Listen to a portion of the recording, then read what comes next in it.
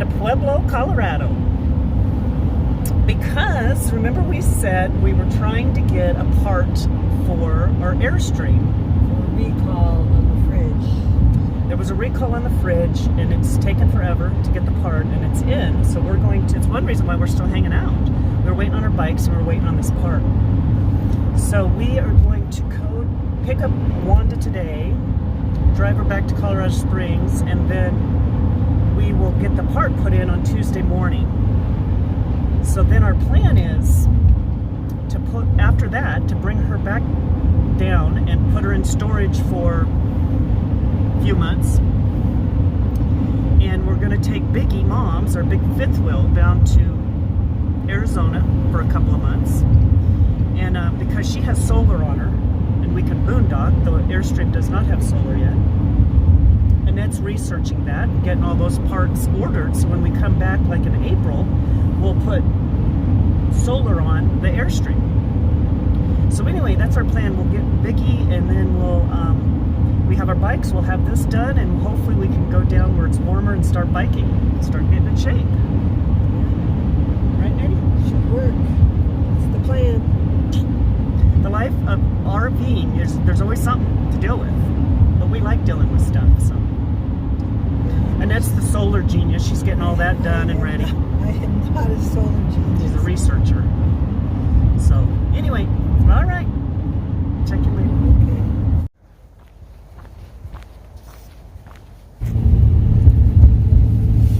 There's our girl back there. We're taking her to get her part replaced. Our last big task before we head south and start riding our bikes. I hope it goes well. Man, it's been quite a process to get this part, let me tell you. They actually can fix it. Oh gosh. All right. Well, there's Biggie. I mean, there's Wanda back there. We didn't get her part put in. Okay. So we show up over there at this RV place. And, you know, it takes 2 months. It took longer than 2 months. Longer than 2 months. It was 3 months ago that I called them in advance and said, here's the recall part. Gave them all of the numbers, the serial, everything. And they didn't order it. Finally, we were on their backs. They got it. We go over there. And they come out and say, there's another problem with the refrig. And so Annette said, well, I want to go look at it. And goes back there. And what they're describing, we didn't see anything of. So anyway, not to go into details about it, but we just said, no, we're not going to do it. Here we are on these roads bumping around.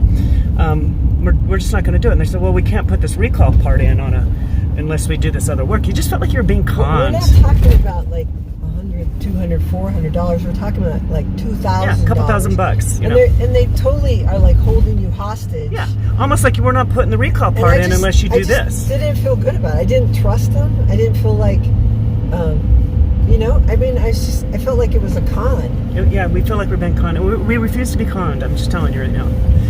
So and you know, also like other things you'd say, okay, well, I'm going to get a second opinion. It's very hard in the RV thing because there's so much inefficiency. It's so hard to get like an appointment or to get a basic thing done is like, oh my God. And this is where they catch you at. It takes 3 months to get in there. You need this part. It's like we're being held hostage, right? Because we're recall work. We need it done. And so and then to drive the RV through a busy city all the way to the RV park. I mean, it's a big deal. So when you're there, you just want to say, yeah, just do it, because you just don't want to deal with it.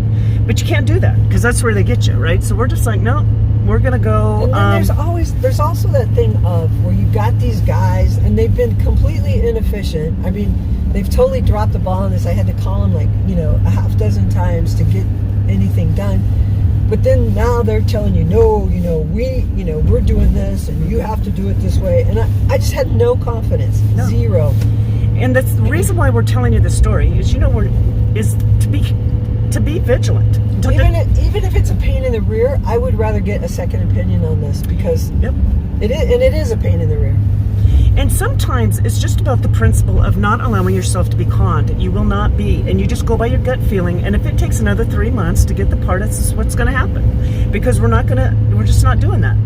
So you just have to kind of go by your gut. And even if it takes a lot of effort and a lot of time, it's important. I think it's just really important. So anyway, here we are. We're right in the same position we were 3 months ago. Yeah, however long ago. And we've been hanging out here waiting for this part, you guys, because I'm telling you, this was our last big thing. And I'm not sure what we're going to do now. We're just going to go figure it out. We will figure it out and it will all work out because we're just going to make it happen. But wow, I get tired of that. I get tired of that stuff, those systems that are just trying to work out, And you know that expression of they have you over a barrel? That you totally feel like, but that's not a good way to do business. It's not good. And people shouldn't be treated that way. Just do the job, charge for what the job is, and you know what I mean? Quit trying to con people out of stuff. We always say to get second opinions, even third opinions on everything. So just recently, my mom and dad, who are 85 years old, It's winter, I say that because it's cold, it's winter, and they're vulnerable.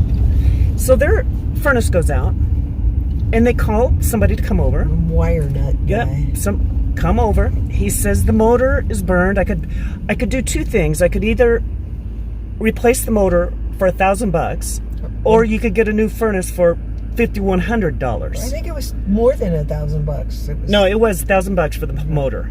And so then they got a second opinion. And this guy comes over, great guy.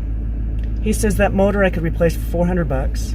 And if you want to get a new furnace, it'll be $2,000. And he said, but I wouldn't even get the new furnace because the motor will be fine and that thing will last a long time. That's a huge amount of difference. 85 years old. I mean, who goes out and takes advantage of 85-year-old people who are definitely in a vulnerable situation because you need heat? But this is the deal, people. We do diligence and just, make sure you don't get caught in that stuff. Yeah, and sometimes it's really hard. It's hard. All right. God, not a very happy video. We're gonna go ride our bikes. So I'm gonna show you this little refrigerator thing. So when we were in the at the RV travel thing there, the guys, they said that they came out and said that the cooling unit was burned out, and we said, well, we were just using it. You could use the refrige on electric, just not on gas until you got that recall part put in. So he said, well, there's liquid, coolant running out and dripping all over. And so when Annette said, I want to see it, he kind of got a little bit uncomfortable. There were red flags all along the so we go back there, and this is what we see. There's nothing dripping or running anywhere. I'm going to show you what it looked like. So here's where they said there was liquid dripping and running down. And you could see there's nothing. Doesn't look like anything has ever dripped or been running down in there. So anyway, maybe there is something wrong with the fridge, we don't know, but it certainly isn't doing what they're saying it's doing. So we're gonna get a second opinion, maybe a third, and figure it out. So anyway, unbelievable.